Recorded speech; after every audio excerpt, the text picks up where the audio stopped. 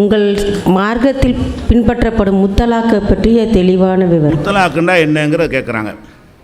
First matter என்னென்னு கேட்டால், இப்போ உறவுகள் 2 வகை இருக்கிறது. ஒன்று கடவுளாக நமக்கு ஏற்படுத்தி தர்ற உறவு, அது மாற்ற முடியாது. இதுதான் எங்கள் அம்மாங்கிறேன், அது மாற்றிக்கிறீங்களா? நீ இன்றைக்கி அம்மா நான் வேறு அம்மா பார்த்துக்க முடியுமா? முடியாது. உங்களுக்கு அம்மா, அப்பா, அண்ணன், தம்பி, அக்கா, தங்கச்சி, தாத்தா, பாட்டிங்கிறதெல்லாம் கடவுள் நம்ம தேர்ந்தெடுக்கிறது கிடையாது. நம்மளாக விரும்பி நான் இவர் அண்ணன் ஆகிக்கிறேன், நான் இவர் தங்கச்சி ஆகிக்கிறேன்னு சொல்ல முடியாது. இதுகளெல்லாம் நம்மளுடைய சக்திக்கு அப்பாற்பட்டு, நம்முடைய சாய்ஸுக்கு அப்பாற்பட்டு கடவுளால் நம்ம மீது திணிக்கப்படுற உறவு இருக்குது பாருங்கள், இது மாறாது. என்ன மாதிரி கொள்கையை மாறி போனாலும் சரி, தகப்பன் தானே, தாய் தான், தாய் மாறாது. இது ஒரு வகையான உறவு. இன்னொரு நம்ம தேர்ந்தெடுத்து கொள்கிற உறவு, அது என்ன? கணவன் மனைவி உறவு. இப்போ கணவன் மனைவிங்கிறது கடவுள் படைக்கும்போது கணவன் மனைவி படைச்சார் இல்லை, இவன் யாரோ அவ யாரோ. அப்போ 2 பேரும் யாரோ இருந்தவர்களை அவங்களாக விரும்பியோ அல்லது குடும்பத்தாரெலாம் சேர்ந்து அந்த முடிவு செய்தோ 2 பேரை சேர்த்து வைக்கிறாங்க. நீ புருஷன், நீ பொண்டாட்டின்ற ஒரு உறவு உண்டாக்குறாங்க.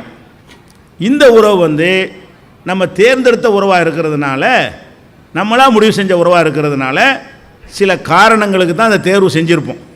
எது கல்யாணம் பண்ணுறோம்? ஒரு காரணம் இல்லாமையா? விளையாடுறதுக்கா? இல்லை. கல்யாணம் பண்ணுறோன்னா எதுக்குன்னு எல்லாருக்கும் தெரியும். அதில் பல விஷயங்கள், இந்த மனைவி எனக்கு என்னென்னலாம் செய்யணும், இந்த கணவன் எனக்கு என்னென்னலாம் செய்யணும், 2 பேருக்கு எதிர்பார்ப்பு இருக்கிறது. மனைவி என்பவளுக்கும் கணவன்கிட்ட என்னென்னலாம் வேணும்னு ஒரு எதிர்பார்ப்போடு இருப்பாள். கணவனும் மனைவிட்ட என்ன வேணும்னு எதிர்பார்ப்போடு இருப்பான். அந்த எதிர்பார்ப்புகள் குறையும் பொழுது அந்த உறவில் சிக்கல் ஏற்படும், கண்டிப்பாக ஏற்படும். எல்லாருக்கும் ஏற்படாவிட்டாலும் ஒரு சின்ன சதவிகிதம் மக்களுக்கு எனக்கு இவனோட வாழ முடியாது, பொம்பளைக்கும் சொல்லுவான். எனக்கு இவளோட வாழ முடியாது, ஆம்பளையும் சொல்லுவான். ஏன்னு கேட்டால் அவங்க எதிர்பார்ப்புக்காகத்தான் அந்த உறவு. கடவுள் உண்டாக்கின உறவில் எதிர்பார்க்காட்டாலும் மாற்ற முடியாது. எங்கள் அம்மா என்னை சரியாக கவனிக்கலை, நான் வேறு அம்மா கடையில் வாங்கிக்கிறேன்னு சொல்ல முடியாது. அது அம்மா தான், கவனித்தாலும் அம்மா தான், கவனிக்கிறனாலும் அம்மா தான். இது எதுக்கு நம்ம செய்கிறோம்? ஒரு தேவைக்காக வேண்டி. உங்கள்கிட்டருந்து அந்த ஆணுக்கு தேவை, ஆணிடமிருந்து உங்களுக்கு தேவை என்கிற ஒரு அடிப்படையில் தேவைக்காக வேண்டி செஞ்ச உறவாக இருக்கும் பொழுது ஓரளவுக்கு ஒரு 95% ஒழுங்காக ஓடிக்கிட்டே இருக்கிற வண்டி இருந்தாலும் சில பேர்கிட்ட அந்த சேர்ந்து வாழ முடியாத நிலைமை ஏற்படும். ஆண் வகையிலும் ஏற்படும், பெண் வகையிலும் ஏற்படும். என்னத்தினாலாம் ஏற்படும்? ஒரு குடிகாரனாக இருக்கான், போட்டு அடிக்கிறான், இவனோட வாழ ஒரு பொம்பளை விரும்புவாளா? விரும்ப மாட்டான். அல்லது அவனுக்கு ஆண்மையே கிடையாது, அவன் ஆண்மை இல்லாட்டி ஒரு பொம்பளைக்கு எப்படி வாழ முடியும்? வாழ முடியாது. அல்லது ஆண்மை இருக்குது, இவளுக்கு போதுமான அளவில் அந்த ஆண்மை இல்லை. ஒவ்வொருத்தருடைய ஆண்மை பெண்மையுடைய தேட்டங்களில் டிஃப்ரெண்ட் இருக்கிறது. ஒருத்தருக்கு அளவில் டிஃப்ரெண்ட் இருக்குது. சாப்பாடு எப்படி ஒருத்தன் சட்டி சோறு சாப்பிடுவோம், 2 ரொட்டி தான் சாப்பிடுவான், வித்தியாசம் இருக்கிறது. அந்த மாதிரியான அடிப்படையில் ஒருத்திக்கு கொஞ்சம் அதிகமாக தேவை இருக்கும், அவன்கிட்ட குறைவாக இருக்குன்னு வைங்க. அப்போ அவளுக்கு அந்த வாழ்க்கையில் ஒரு விரக்தி ஏற்படும். அப்படி ஏற்படும்போது என்ன நடக்குதுன்னு கேட்டால், இவனோட வாழ முடியாதுங்க, பிரிஞ்சிடணும்னு நினைக்கிறான். பிரியும் பொழுது அந்த சட்டத்தில் ஈஸியாக வழி இருந்துச்சின்னு சொன்னால், நாங்கள் உனக்கு எனக்கு ஒத்து வரல, நம்ம புருஷன் பொண்டாட்டி ஒரு ரத்து பண்ணிக்கிறோம், நீ வேறு பொண்டாட்டி கட்டிக்கிட்டு போ, நான் வேறு மாப்பிள்ளையை கட்டிக்கிட்டு போகிறேன்னு இருந்தால் அந்த உறவு சுமூகமாக போய்கிட்டு இருக்கும். அதெல்லாம் கிடையாது. கல்யாணம் கணவன் பிள்ளானாலும் புருஷன் சொன்னால் அவன் என்ன பண்ணுவா? இன்றைக்கி பேப்பரை பார்த்தீங்கன்னா ஒரு 10 செய்திக்கு ஒரு செய்தி இதுதான். எது? கள்ளக்காதலனோடு சேர்ந்து புருஷனை கொன்ற மனைவி. புருஷன் ஒருத்தன் இருக்கிறான், பார்த்து அவன் அழகாக இருக்கிறான், இந்த காட்டுற கள்ளக்காதலன் அழகாகவே இல்லை. அழகாக இதில் தீர்மானிக்கும், ஆள் அழகாக இருக்கான், இவளுக்கு சந்தோஷம் அவனால் இல்லை. அப்போ என்ன பண்ணுறா? இது பிரிகிறதுக்கு வழி இருந்துச்சுன்னு வச்சிங்களேன், கொலை நடக்குமா, சண்டை நடக்குமா? பிரிகிறதுக்கு வழி இருந்துச்சுன்னு சொன்னால் ஒரு மனு போட்டு நாங்கள் பிரிஞ்சுக்கிறோம், அவனும் சரின்ட்டு போயிடணும், நீனும் சரின்ட்டு போயிடணும். இப்போ உனக்கு வேண்டிய ஒருத்தனை கல்யாணம் பண்ணி நீனும் போயிடலாம், அவனுடைய ஆண்மைக்கு தகுதியான ஒரு பெண்ணை பார்த்து அவனும் கல்யாணம் பண்ணிட்டு போயிடுவான். நரகத்திலே 2 பேர் இருந்துகிட்டு இருக்க முடியாது. இது மாதிரியாக பெண்களுக்கு விவாகரத்து தேவைங்கிறது நம்ம அறிவு ஒத்துக்கிறதா? இந்த விவாகரத்தை இஸ்லாம் பெண்களுக்கு வழங்கியிருக்கிறது. பிடிக்கலையா ஜமாத்தில் இந்த மாதிரி பிடிக்கலன்னு சொன்னால் என்னம்மான்னு கேட்போம். பிடிக்கலைங்க, அவ்வளோதாங்க, துருவிலாம் கேட்க தேவையில்லை. அப்போ 2-3 கவுன்சிலிங் கொடுத்து பார்ப்பாங்க, இது சரியாக வராதுன்னு தெரிஞ்சு போச்சுன்னு சொன்னால் அப்போ நீங்கள் ரத்து பண்ணி விட்ருங்க. ரத்தாகி போயிடும், வேலை கல்யாணம் பண்ணிட்டு போயிட்டே இருப்பாங்க. இன்னும் புருஷனையே கொள்ள வேண்டிய தேவையெல்லாம் ஏற்படாது. அதே மாதிரி ஆம்பளைக்கும் பொம்பளை பிடிக்காமல் போகும். பிடிக்காமல் போகிறதுக்கு பல காரணம். இவனுடைய தேவை அளவுக்கு அவள் ஈடு கொடுக்க மாதிரியாக இருக்க மாட்டா, பல மாதிரியான காரணங்களுக்காக வேண்டி. ஏன்னா கல்யாணம் பண்ணுறது ஃபேஸை பார்த்து கல்யாணம் பண்ணி விட்ருவாங்க. கூந்தல் பெருசாக இருக்கான்னு கல்யாணம் பண்ணுவாங்க. அதை தாண்டின பல விஷயங்கள்லாம் இருக்கிறது. அதுக்கெல்லாம் கல்யாணத்துக்கு பிறகு தான் அவனுக்கு தெரிய வரும். அப்போ அதில் ஏதாவது பஞ்சாயத்து வரும்போது அவன் என்ன செய்வான், என்னடா நம்ம ஒன்று நினச்ச வேறு மாதிரி அப்படி நினச்சான்னு வைங்க, ஸ்டார்டிங்லேயே பஞ்சாயத்து ஆகி போயிடும். அல்லது வாழ்ந்து கொண்டு இருக்கும் பொழுதே இவனுடைய தேவை அளவுக்கு அவங்க வந்து ஒத்துழைக்க மாட்டார்கள், அப்படியெல்லாம் பல மாதிரி இருக்கும்.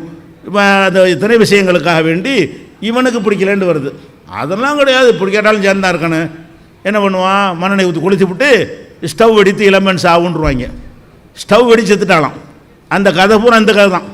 ஸ்டவ்வில் வெடிச்சு சாவுறது கிடையாது. புருஷனால் பொண்டாட்டிகள் கொல்லப்படுறதுக்கு பேர் தான் ஸ்டவ் வெடிக்கிறது. ஏன் புருஷன் பொண்டாட்டியை கொள்கிறான், பார்லிமெண்ட்லேருந்து அறிக்கை தாக்கல் பண்ணிட்டாங்க, புருஷன் தான் கொள்கிறான்னு சொல்லி. ஸ்டவ் வெடித்து இளம்பெண் கிளவிலாம் சாக மாட்டேங்கிறா பாருங்களேன். அவள் தான் சாகணும், ஒழுங்காக ஹேண்டில் பண்ண தெரியாது. ஸ்டவ் வெடிக்கிறனா இளம்பெண் நல்லா ஹேண்டில் பண்ணுவாள். ஆனால் சாவுற கேஸ்லாம் என்னவா இருக்குன்னு கேட்டால், ஸ்டவ் வெடித்து இளம்பெண் சாவு. அப்போ இளம்பெண் ஏன் சாவுறா, இவன் வேறு கல்யாணம் பண்ண நினைக்கவே சரி வரலன்னு ஆகிறான், வேணாண்டு பிரிய நினைக்கிறான்.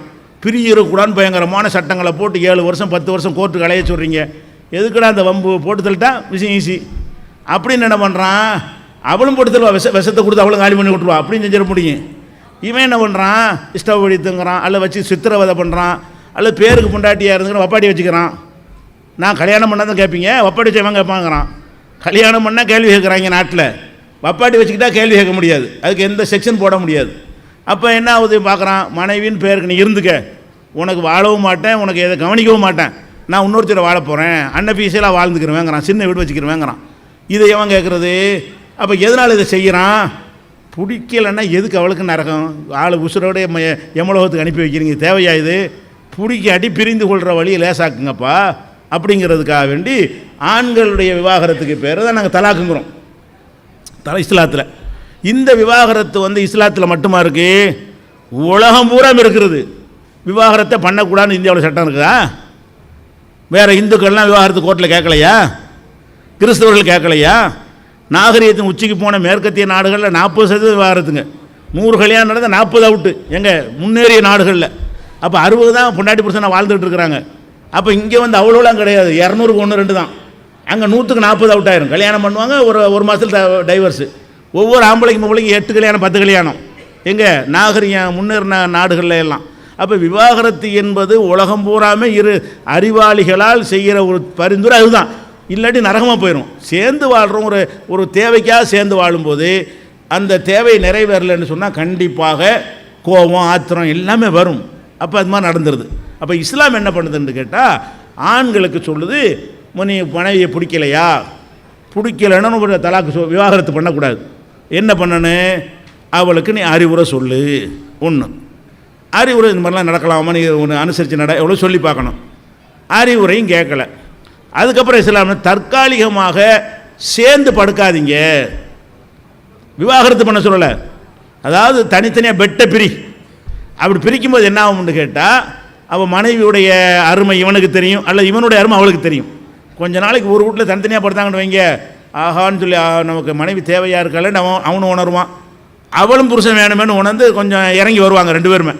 ரெண்டு பேருமே என்ன செய்வாங்க, தங்களுடைய நிலையிலேருந்து அந்த பிடிவாதத்திலேருந்து இறங்கி வந்து சேருவதற்கு வாய்ப்பு இருக்கிறது. அப்படி கொஞ்சம் நாளைக்கு செஞ்சு பாருங்கள். அதுக்கும் சரியாக வரலையா, எத்தனை மாதம் பின்னா அப்படிங்கிறான், நீ எத்தனை மாதம் தனியாக இருந்துக்க, நான் பார்த்துக்கிறேங்கிறான், அல்ல இவனும் பார்த்துக்கிறான், இப்போ ஓடுமா வண்டி. இப்படியே நீடிச்சிச்சின்னு சொன்னால் 2 குடும்பத்தார் சார்பாக 2 நடுவரை வைத்து பேசணும். அவங்கள வச்சு பேசக்கூடாது. புருஷன் சார்பில் வாமா, உங்கள் அம்மா கூட்டுவான், அப்பா கூட்டுவா, உங்கள் அப்பா கூட்டிட்டு வாப்பான்னு வச்சு, இந்த மாதிரிலாம் இருக்குது, சேர்த்து வைக்க என்ன பிரச்சனை, வேறு ஏதாவது உள்ளுக்குள்ளே எதுவும் இருக்குதா விசாரிங்கன்னு சொல்லி சேர்த்து வைக்க முயற்சி பண்ணுங்கன்னு சொல்லுது இஸ்லாம். அவங்க வந்து சொல்கிறாங்க, இது சேராங்க, நாங்கள் எவ்வளோ முயற்சி பண்ணி பார்த்துட்டோம், இந்த 2 ஒட்டாது அப்படின்னு சொல்லும் பொழுது தான் தலாக் என்பது வரும் இஸ்லாத்தில். பிடிச்சோன்னே உடனே கோர்ட்டுக்கு போகிற மாதிரிலாம் போயிட முடியாது. நீதிமன்றத்தில் கொடுக்குற விவாகரத்தை விட இஸ்லாம் சொல்லக்கூடிய இந்த தலாக் என்கிற முறை 100 மடங்கு பெட்டராக இருக்கிறது. ஏன்னா உடனே கொடுத்துட முடியாது. இந்த வழிமுறைலாம் கையாண்டியான்னு ஜமாத்தில் கேட்பாங்க, கையாண்ட சரி வரல, அப்போ தலாக்குங்கிறார். இந்த தலாக்கில் கூட இஸ்லாம் என்ன பண்ணுதுன்னா, விவாகரத்து பண்ணிட்டான்ல, பண்ணணுன்னு எல்லாம் முடிஞ்சுட்டா நல்லா இருக்காது, ஆம்பளை கோவத்தில் தான் பண்ணிவிடுவான். அதுக்காக இஸ்லாம் என்ன பண்ணுதுன்னா, அவனுக்கு 3 சான்ஸ் கொடுக்குறது. தலாக்குங்கிற சான்ஸ் எத்தனை? 3 சான்ஸ். 3 சான்ஸ் எப்படி? ஒருத்தன் கணவன் மனைவி இருக்கிறாங்களா, உன்னைய நான் விவாகரத்து பண்ணுறேன், 2 சாட்சிகள் முன்னிலையில் ஜமாத்தார் முன்னிலையில் வைத்து அது பேச வேண்டியெல்லாம் பேசி விவாகரத்து பண்ணுறேங்கிறான். விவாகரத்து பண்ண உடனே என்ன ஆகும்னு கேட்டால் அவங்க பிரிஞ்சிட மாட்டாங்க, அதே வீட்டில் தான் இருக்கணும். விவாகரத்து பண்ண பிறகும் ஒரு விவாகரத்து நடந்த பிறகும் குர்ஆனில் கட்டளை இருக்க, அந்த மனைவியை நீ வெளியேற்றக்கூடாது, அவனும் வெளியேறக்கூடாது.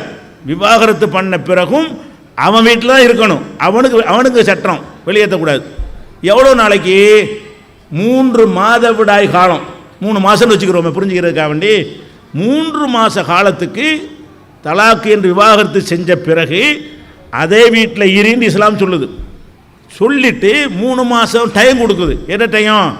3 மாதத்தில் நீ விவாகரத்து வேணான்னு நினச்சின்னு சொன்னால் சேர்ந்துக்க. அது விவாகரத்து கோர்ட்டில் விவாகரத்துன்னு முடிஞ்சே போயிருங்க. இஸ்லாம் சொல்கிற விவாகரத்துன்னு சொன்னால் சேர்ந்துக்கிறலாம். விவாகரத்து 1 மாதம் ஆச்சு, அப்புறம் என்ன செய்யலாம்? என்னத்துக்கு நம்ம சேர்ந்து வாழ முடியும் அப்படின்னு 2 பேரும் சேர்ந்துட்டான்னு வைங்க. இதுக்கு மாயம் மந்திரம் கல்யாணம்லாம் பண்ண தேவையில்லை, சடங்கெல்லாம் ஒரு சும்மா சேர்ந்துக்கிற வேண்டியதான். ஒரே வீட்டில் வர இருக்கிறாங்களா? இஸ்லாம் என்ன தலாக்குங்கிற விவாகரத்தை செய்ய சொல்லிவிட்டு எப்படியாவது சேரணும்னு இஸ்லாம் பார்க்குது. எப்படி பார்க்குது? விவாகரத்தை தொலைஞ்சி உன் வீட்டுக்கு போ அப்படின்னா கடைசியில் மொத்தமாக பிரிஞ்சு போயிடும். அப்படி போகக்கூடாதுங்கிறதுக்காக வேண்டி அதே வீட்டில் இருந்தான்னு வைங்களேன், அடிக்கடி பாப்பா இவ்வளோ பாப்பா ஒருத்தர் பார்க்கும்போது ஒரு மாதிரியாக இருக்கும். என்னடா நம்ம தப்பு செஞ்சிட்டோமோ, சரி வா நம்ம சேர்ந்துக்கிறோம், மனுஷன் தானே அப்படின்னு சொல்லிட்டு 2 பேரும் சேர்ந்துட மாட்டீங்களா? இது கடவுள் மார்க்கம்னு நாங்கள் நினைக்கிறதுனால, கடவுள் அனைத்து சைக்காலஜி நம்ம சொல்லி தந்த ஒரு கடவுள் தானே, சேருவதற்கு இந்த வாசலை ஏற்படுத்துவதற்காக வேண்டி இப்படி விவாகரத்து 3 மாதம்ங்க. 3 மாத காலத்துக்குள்ள தலாக்குக்கு பிறகு சேர்ந்து கொள்ளலாம். இப்படி ஒரு விவாகரத்து உலகத்தில் எங்கேயாவது இருக்கா? விவாகரத்து கோர்ட்டை தீர்ப்பு வாங்கினா முடிஞ்சு போச்சு கதை. இஸ்லாத்தில் விவாகரத்தாக இருந்தால் 3 மாதத்தில் சேர்ந்துக்கலாம். சரி 3 மாதம் ஆயிடுச்சு, 4 மாதம் 3 மாதத்துக்கு அப்புறம் அவங்க வீட்டுக்கு போயிட வேண்டியதான். நீ அம்மா வீட்டுக்கு போ, நீ உன் வீட்டுக்கு போன்னு சொல்லி பிரித்து கொடுக்க வேண்டியலாம். ஜமாத்தில் வாங்கி கொடுப்பாங்க, இழப்பீடலாம்.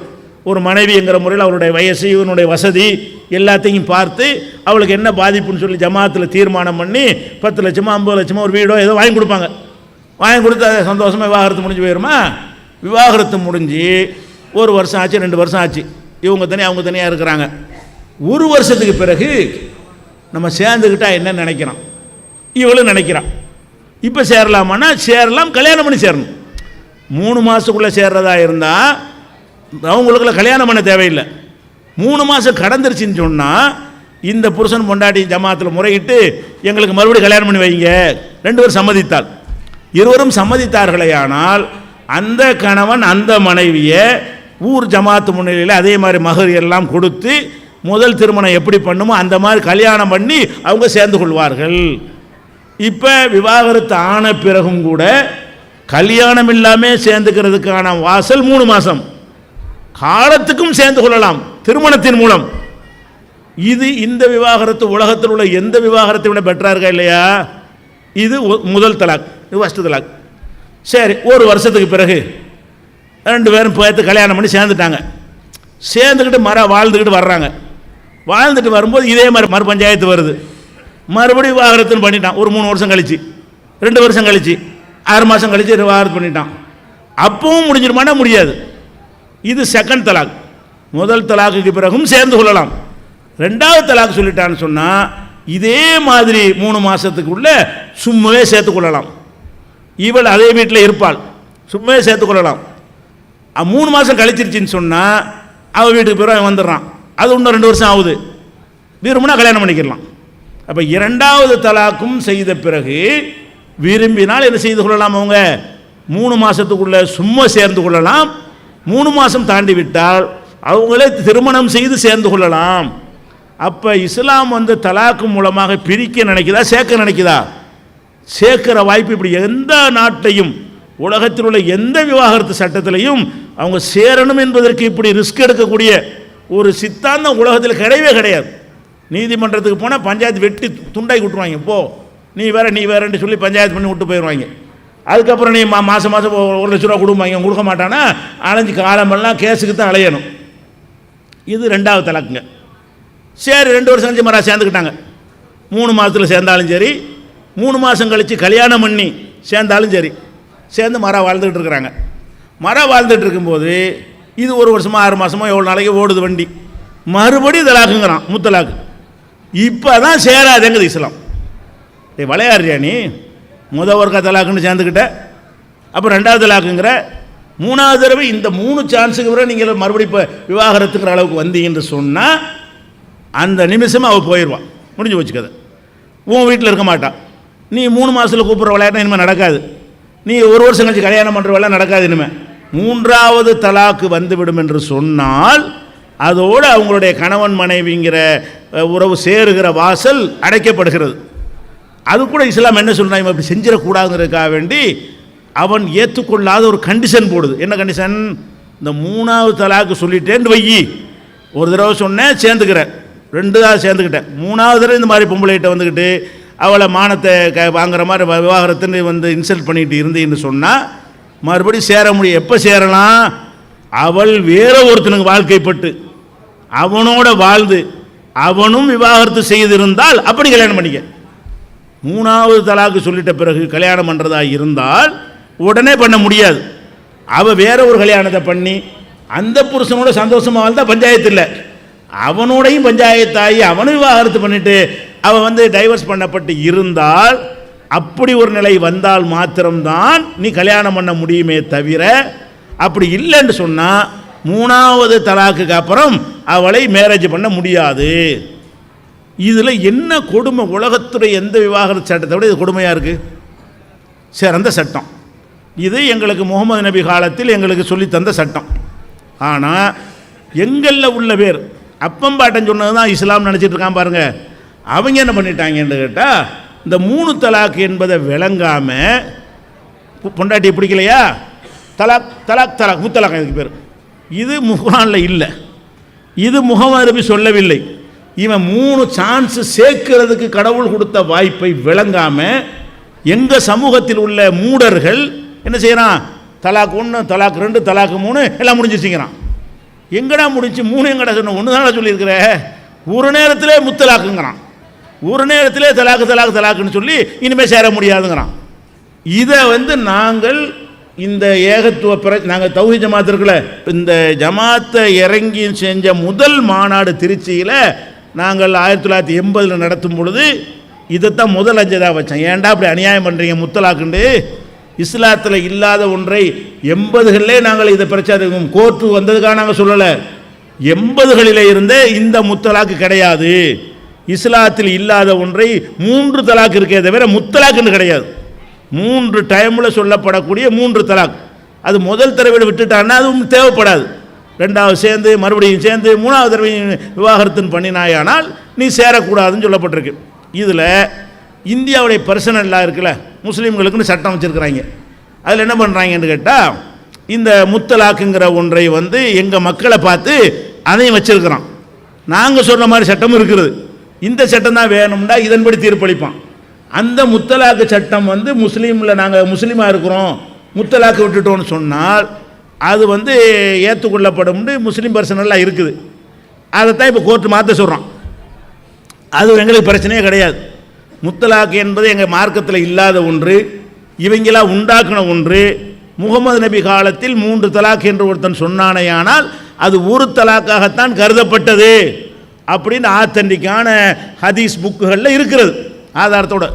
அதனால் முத்தலாக்குன்னு சொன்னால் அது ஒரு தலாக்கு தான் என்பதுதான் இஸ்லாத்தின் நிலை. இது முடிஞ்சிருச்சா? இப்போ என்ன பண்ணுறாங்கன்னா, இது ஒரு தப்பு செய்யறான் நம்மால். அடுத்து என்ன பண்ணுறாங்கன்னு கேட்டால், இந்த கூத்தெல்லாம் கேளுங்க. அது எங்கள் இது நாங்கள் உங்களுக்கு சொல்ல வேண்டியிருக்கா இல்லையா? முத்தலாக்குன்னு 3 தலாக்கு முத்தலாக்குன்ட்டான். முத்தலாக்குன்னா என்ன அர்த்தம்? 3 தலாக்கு முடிஞ்சிருச்சுன்ட்டான். 3 தலாக்கு முடிஞ்சால் என்ன அர்த்தம்? திரும்பி சேர முடியாது. இப்போ என்ன செய்வான்? கோவத்தில் தலாக் தலாக் தலாக்குன்றான். மறுபடி ஜமாத்தில் வருவான். ஐயா நான் அவசரப்பட்டு முத்தலாக்குன்னு சேரணும். நீ 3 தலாக் விட்டுட்டா எப்படி? 1 தான் சொல்லியிருக்கிறான், அழகாக சேரலாம். அந்த கிறுக்கு போய் என்ன செய்யுது? எங்கள் ஆளுக்கு முத்தலாக் ஆகிவிட்டு சேர முடியாது. அதுக்கு ஒரு தந்திரம் இருக்குது. என்ன தந்திரம்? நாளைக்கு சாவப்போகிற கிழமை அவனாச்சும் இருக்கிறானான்னு கேட்குறது. ஆமாம், அந்த கிழவனுக்கு இவ்வளோ கல்யாணம் பண்ணி வை, நாளை கழிச்சு அவனை விவாகரத்து பண்ண சொல்லு, அப்புறம் நீ கல்யாணம் பண்ணி. என்ன கூத்து இது? இஸ்லாத்தில் உள்ளதா? இதை இஸ்லாத்தின் பெயரால் எங்கள் கிறுக்கு போய் எழுதி வச்சுக்கிறாங்க. இதுவும் பர்சனல் லாவில் இருக்குது. இதை மாற்றணுங்களா? எங்களுக்கு அதில் மாற்றுக்கிறது கிடையாது. இல்லைங்களா? இது மாற்றணும். இன்னும் சொல்ல போனால் சில ஊரில் இப்படிலாம் இருக்காங்க, மத குருமார்கள்னு சொல்லி. இந்த மத குருமார்கள் நம்பினா நாசமாக போயிடுவோம், முஸ்லீம் மத குருமார் உள்பட. மதகுருமாரை நம்பாமல் நீங்கள் குரானை நம்புங்க, ப்ராஃபெட் முகமது நம்புனீங்கன்னா ஏமாற்றப்பட மாட்டீங்க. இவன் என்ன பண்ணிட்டான், எங்கள் ஆட்களில் அண்டார்கள், அண்டா ஒரு அண்டா சட்டியை வச்சு அந்த பொம்பளை அந்த அண்டாவை கல்யாணம் பண்ணி கொடுங்க. அண்டா கல்யாணம் பண்ணிவிட்டு அண்டா சார்பாக என்ன செய்வாங்க, வேறு பண்ணி விட்ருவாங்க, வேற ஆள் கல்யாணம் பண்ணி தான். இப்படி முத்தலாக்கு விட்டதுனால நீங்கள் சேர இயலாது, அதுக்காக வேண்டி அண்டாவுக்கும் குண்டாவுக்கும் என்ன செய்யுங்க, கல்யாணம் பண்ணி கொடுத்து அதுக்கப்புறம் நீங்கள் இவ்வளோ கல்யாணம் பண்ணி வைங்க ரெண்டாவதுங்கிறாங்க. இதெல்லாம் அயோக்கியத்தனம், இது இஸ்லாத்தை கேவலப்படுத்துறது, விளையாடுறாங்க. இந்த மாதிரி விஷயத்தை எல்லாம் மாற்றணும்னு சொல்லி கொண்டு வர்றாங்க. அதில் எங்களுக்கும் இப்போ என்ன மாத்திரம், நாங்களே அதான் பிரச்சனை பண்ணிகிட்டு இருக்கிறோம். சொல்லுங்களா, நாங்களே இத்தனை ஆண்டு காலமாக அதுதான் சொல்லிக்கிட்டுறோம். நாங்கள் சொல்லக்கூடியதான் முஸ்லீம் நாடுகள் எல்லாம் இருக்கிறது. சவுதியில், துபாயில், அபுதாபியில எல்லாம் இந்த முத்தலாக் என்பது கிடையாது. அதனால் அது மாத்திரம் நல்லது தான். ஆனால் ஒரு விஷயம் தான் அதில் மேட்ரு என்னென்னு கேட்டால், ஒரு கிறுக்கு பைய முத்தலாக்குன்னு சொல்லிட்டான்னு வைங்க, சொல்லிட்டான்னு சொன்னால் அவனுக்கு 5 ஆண்டு தண்டனை, அவனுக்கு 5 ஆண்டு சொல்லிட்டாலும் 5 ஆண்டு தண்டனையா இப்படின்னு சட்டத்திருத்தம் கொண்டு வர்றாங்க. இவன் கிறுக்கம் கூட இப்படி கொண்டு வர மாட்டான். ஏன்டா முத்தலாக்குன்னு சொல்லிட்டான்னா ஒரு தலாக்குன்னு சொல்லி தொலைச்சிட்டு போ, அதுக்கு 5 வருஷம் தண்டனை கொடுக்குற, 5 வருஷம் தண்டனைன்னு கொண்டு வர்றான் பாருங்க. இது எங்கே போய் முடியும் என்று கேட்டால், ஒரு பொம்பளை வேணும்னே புருஷனை பழி வாங்குறதுக்காக வேண்டி போலீஸில் போய் என்னை முத்தலாக்கு சொல்லிட்டாருன்னு 5 வருஷம் சொல்ல விட்றாங்க. இது இந்த கிறுக்குத்தனத்தை தான் சட்டம்னு திருத்துறாங்க. பார்லிமெண்ட்டில் திருத்தி ஒப்புதல் கொடுத்துறாங்க மத்திய அரசாங்கம். வேணும்னு முஸ்லீம்களை சீன்றதுக்காக வேண்டி, அதை முஸ்லீம்களை பயங்காட்டுறதுக்காக வேண்டி இதை கொண்டு வர்றாங்க. முதல் உள்ள விஷயங்கள்லாம் கரெக்டு, முத்தலாக்கில் நாங்களும் சொல்லத்தான் செய்கிறோம். முஸ்லீம் பர்சனலாக கூட கோர்ட்டில் சொல்லிருச்சு எங்கள் மார்க்கத்தில் இல்லைன்னு. இப்போ என்ன பண்ணுறாங்கன்னு கேட்டால், முத்தலாக்கு சொன்னால் 5 வருஷம் தண்டனை. அப்போ என்ன செய்வா, ஒரு பொம்பளை சோத்தில் ஏண்டி உப்பு போடலன்னு கேட்பானா, இந்த வர்றான் பொலிசுக்கு வரான், என்ன போய் முத்தலாக்கு சொல்லிட்டான் புடி உள்ள. அப்போ சேர்ந்து வாழ்றது கெடுக்குமா இல்லை? இது நீ சேர்ந்து வாழ்வதற்குரிய சட்டமாக இது? புருஷன் முன்னாடிக்கு உள்ளதுக்கெல்லாம் தண்டனையா? புருஷன் முன்னாடி அடிச்சுக்கிறாங்க, சேர்ந்துக்கிறாங்க, இதுக்கு போய் தண்டனையாண்டா? அது என்ன செய்யலான்னு செய்யலான்னா, முத்தலாக்கு நீங்கள் யாராவது இனிமேல் சொல்வீர்களே ஆனால் அது ஒரு தலாக்குடைய அந்தஸ்துக்கு வரும்னு சொல்லு, பிரச்சனை இல்லை. முத்தலாக்கும் போன மாதிரி போயிடும், ஆண்களும் பாதிக்காத மாதிரி போயிடும், பெண்களும் வேண்டுமென்றே ஒரு புருஷனை பழி வாங்குவதிலிருந்து காப்பாற்றப்படும். அதை செய்கிறத விட்டுட்டு சிவிலுக்கு தண்டனை எவனா கொடுப்பானா? புருஷன் பொண்டாட்டி விஷயத்துக்கு நம்ம தண்டனை உண்டு உலகத்தில். சிவில் விஷயத்தில் குடும்ப கோர்ட்டு தனியாக வச்சுருக்காங்க. இதுக்கு முடிஞ்சளவு கவுன்சிலிங் பண்ணி சேர்த்து வைக்க பார்ப்பாங்க. அதில் போயிட்டு கிரிமினல் மாதிரி ஆக்கி, பர்சனல் முஸ்லீம் குடும்ப சட்டத்தில் போய் கிரிமினல் மாதிரி ஆக்கி அதை சட்டத்திருத்தம் கொண்டு வர்றாங்க. அது கண்டிக்கத்தக்கது. முத்தலாக்கு வேண்டாம் என்று சொல்வதை நாங்கள் அவர்களை விட நாங்கள் தீவிரமாக எங்கள் மக்கள்கிட்ட சொல்லி கொண்டிருக்கிறோம். முத்தலாக்குன்னு ஒருத்தன் சொன்னானே ஆனால் தண்டிப்பண்ண, அது எதை வச்சு முடிவு பண்ணுவேன்? அந்த பொம்பளை சொல்ல வச்சு முடிவு பண்ணுவேன்.